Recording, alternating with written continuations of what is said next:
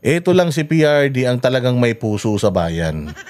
O kaya dahil dyan, dahil sa ginawa niyang pagpunta dyan sa Batangas, delikado, ikukulong na daw siya. Sabi nitong abnormal na to.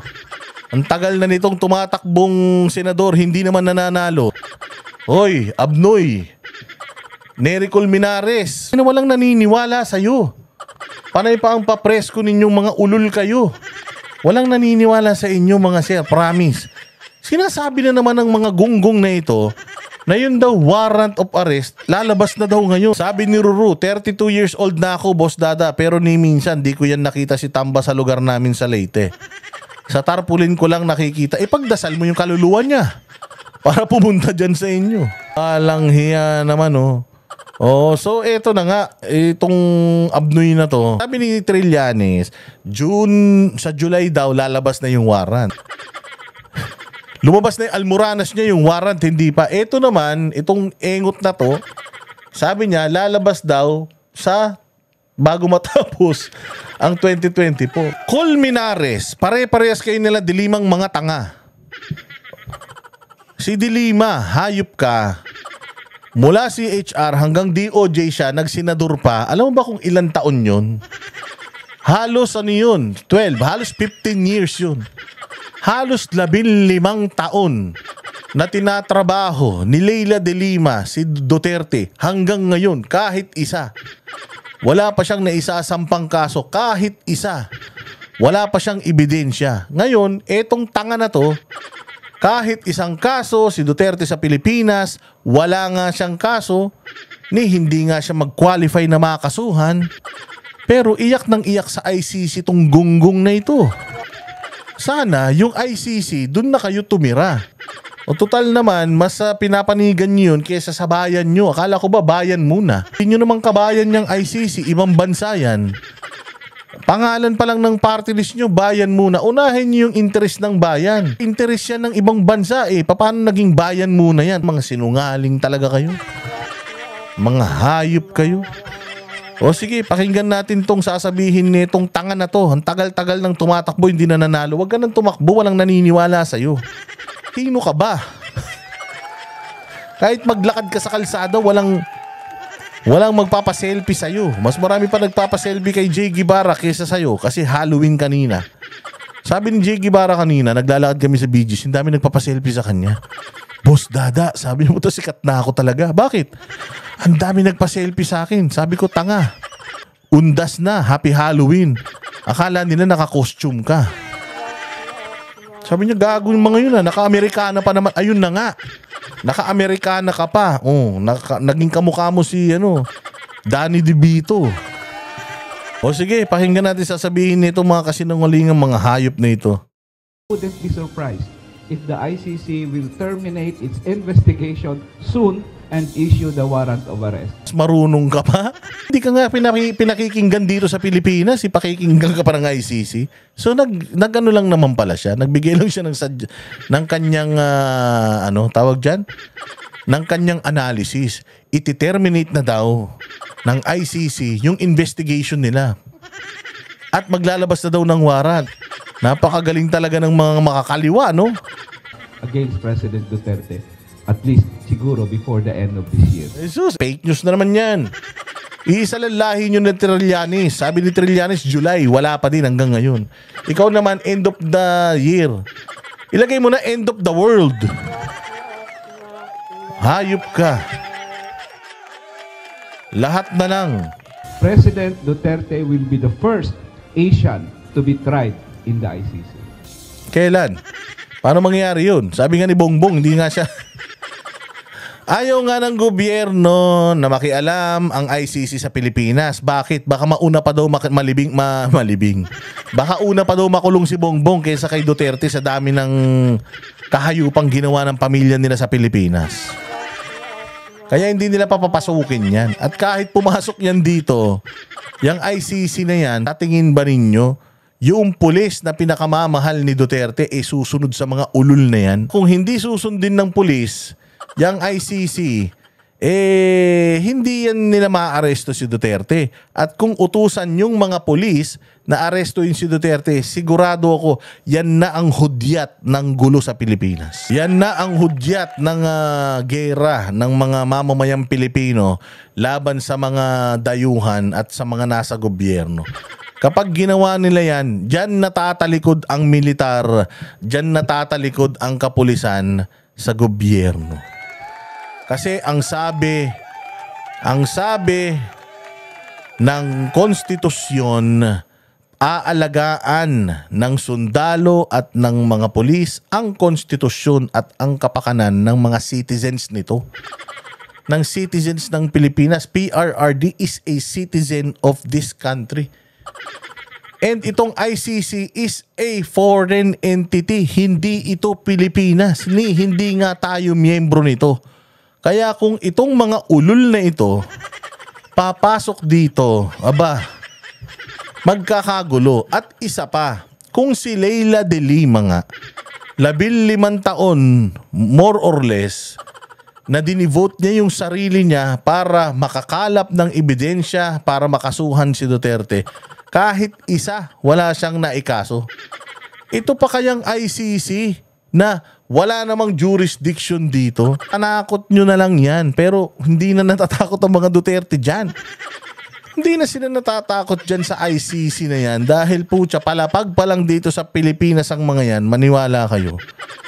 Tumatain na sa mga salawal nila yan. Hindi nyo kayang kunin si PRRD sa Davao. Hindi nyo nga nakuha si Pastor Apollo Kibuloy sa Davao eh. Si PRRD pa kaya? Bago matapos ang taon, posibleng maglabas na ng arrest warrant ang International Criminal Court o ICC. Tayo nakita mo ginagawa kasi for propaganda lang talaga to. Kaya nga sabi ko sa inyo, after na-expose talaga sila dito sa Senate inquiry na to. Ayon sa nakita natin sa Senate inquiry, wala talaga silang pinanghahawakan kay Duterte. Walang kaso, walang ebidensya. Lahat ng mga inamin niya di umano sa Senado, hindi nila alam kung papaano magmamaterialize. Hindi nila alam kung papaano magagamit. Napakalinaw nung script. Tinanong siya, totoo ba yung Davao Death Squad? Sabi niya, hindi totoo. Wala yun, chismis lang yun. Tinanong siya kung inutos ba niya na mamatay, napatayin yung mga suspect. Ang sabi niya, pag nanlaban. He's taking full responsibility sa lahat ng mga ng mga nangyari nung panahon niya. Both legal and not legal. So, papaano mo siya ikukulong doon sa mga pronouncements niya na yun? Hindi naman specific at hindi naman sarado. Yung sinasabi nilang command and responsibility, I take full blame. That's how a president supposed to act. Ganun dapat ang presidente. Umasta na ako ang mananagot sa lahat ng yan dahil ako ang presidente ng Pilipinas. Maganda o mabuti, akin yan. Hindi lang puro maganda, hindi katulad ng mga Marcos na pag maganda kanila, pagkapangit, sinisisi kung saan-saan. Ba sa Bicol, sinisi sa global warming. Si PRRD, sa akin yan. Ako ang merong responsibilidad dyan. Ganun naman dapat ang presidente. Di ba? Mga Marcos, iwas ng iwas yan. Ang daming namatay nung panahon ng tatay niya. Tingnan mo, inaamin ba nila? Hindi.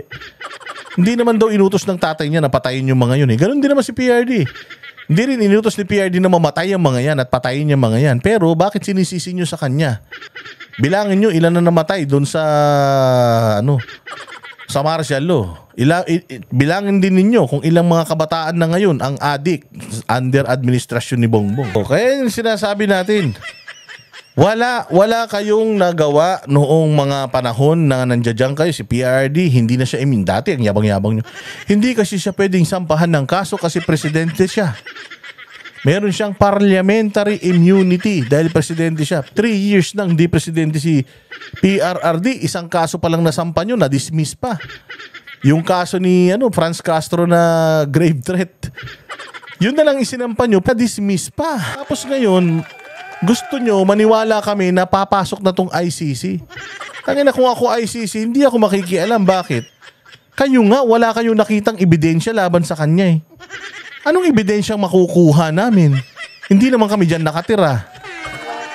So, ibig sabihin, yung investigasyon nito, kung lalabas sa investigasyon ng ICC na guilty si Duterte, alam mo na kagad na politika, mabibisto sila. Bakit? Wala kahit na isang kaso si PRRD dito sa Pilipinas, hindi na siya presidente ha. Buti sana o presidente siya panghabang buhay. Hindi eh. Presidente lang siya ng 6 na taon and 3 years na siyang private citizen. Bakit hindi pa rin siya nasasampahan ng kaso? Sabi ko nga sa inyo, for propaganda lang yan.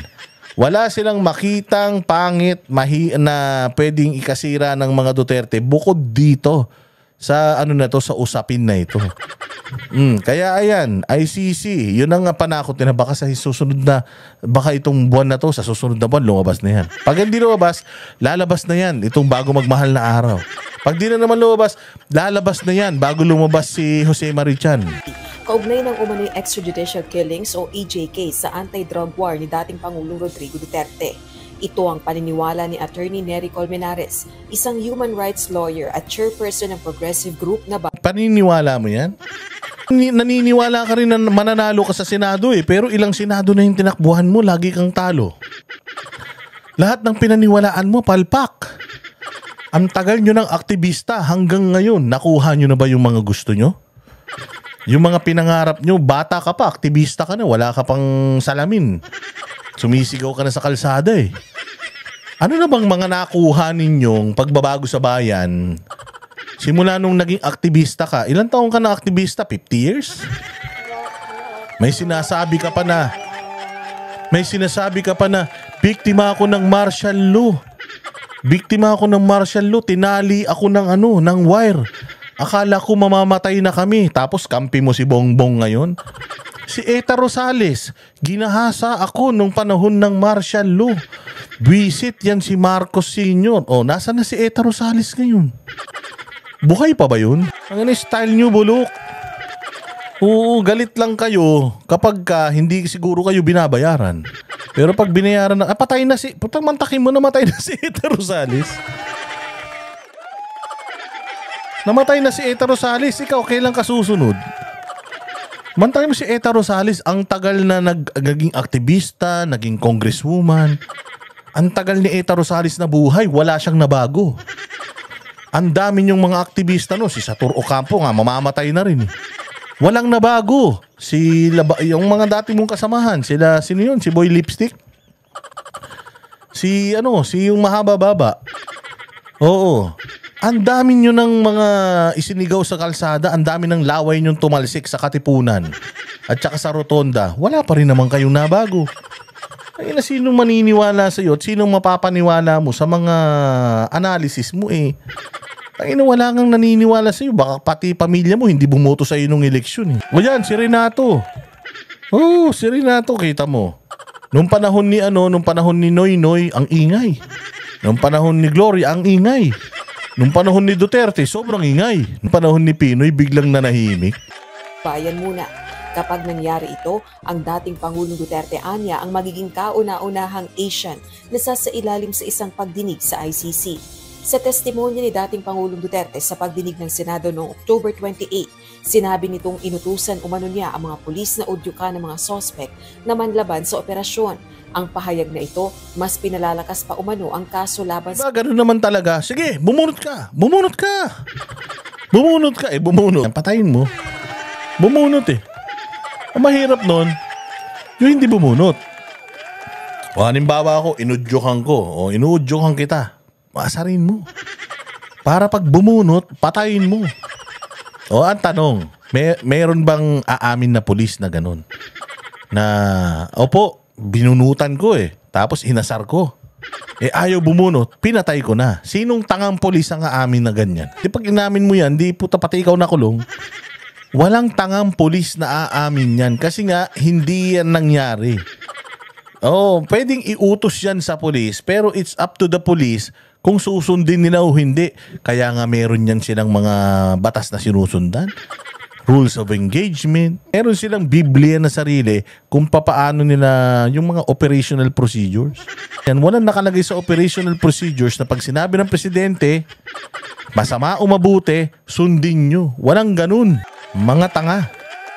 Sa kanya sa ICC. Kaya naman umaasa ang mga abogado gayon din ang mga kaanak ng EJK victims na makikipagtulungan na sa ICC ang administrasyon ni Pangulong Ferdinand. Tangina, tinan mo, Duterte ikulong, Marcos singilin. Bakit si Duterte lang ikukulong nyo? Ba't si Marcos ayaw nyo lang ikulong ngayon? Dati gusto nyong ikulong yan Gusto nyo nga masilya elektrika yan nun Noong ang ililibing ni Duterte yung tatay niyan dyan sa libingan ng mga bayani, nag-rally pa kayo Tapos ngayon si Marcos sisingilin nyo lang. Saan? Saan nyo sisingilin? Ano yun? Pag nasingilin nyo na? Puta, ba't hindi ba kayo binayaran pa? Tinan mo, halatang-halatang bayaran no? Halatang-halatang bayaran ni Marcos tong mga to. Bakit? Tinan mo, Marcos singilin.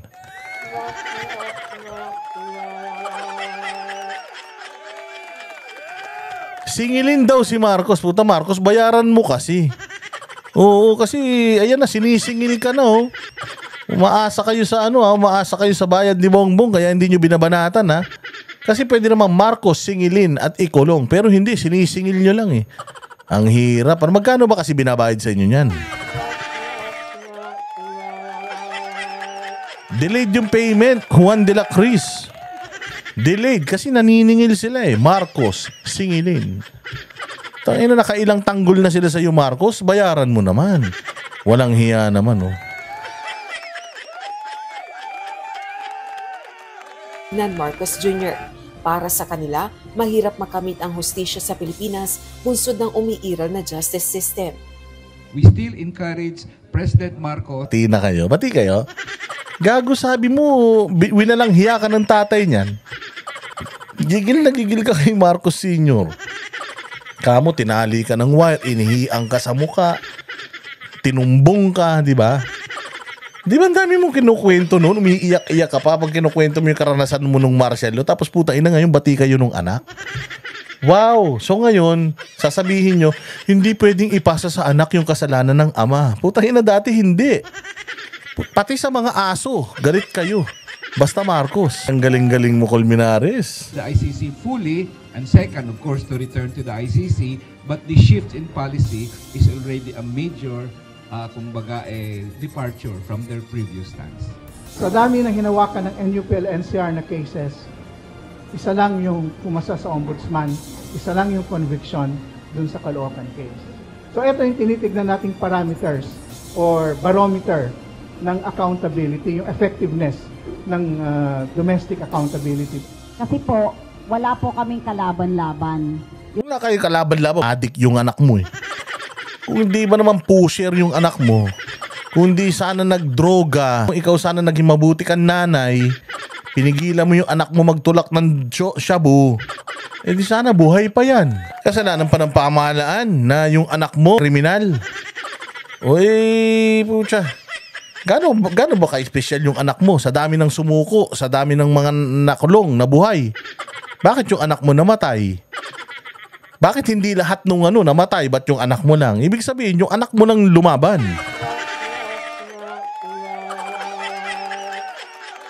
Yun po ang hamon din namin sa panahon at sa panunungkulan nito ni Marcos na sabi nga namin papasukin ng ICC at isuko na ito si Duterte. Tanga talaga.